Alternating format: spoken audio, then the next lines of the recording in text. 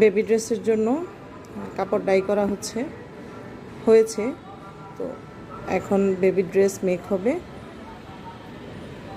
এটা হচ্ছে বেগুনির উপর, মানে সাদার উপরে বেগুনি। কালারটা এক্স্যাক্টলি কালারটা আসতেছে না, একটু 19-20 আছে। এটা একদম পিওর বেগুনি যেটা, সেটা।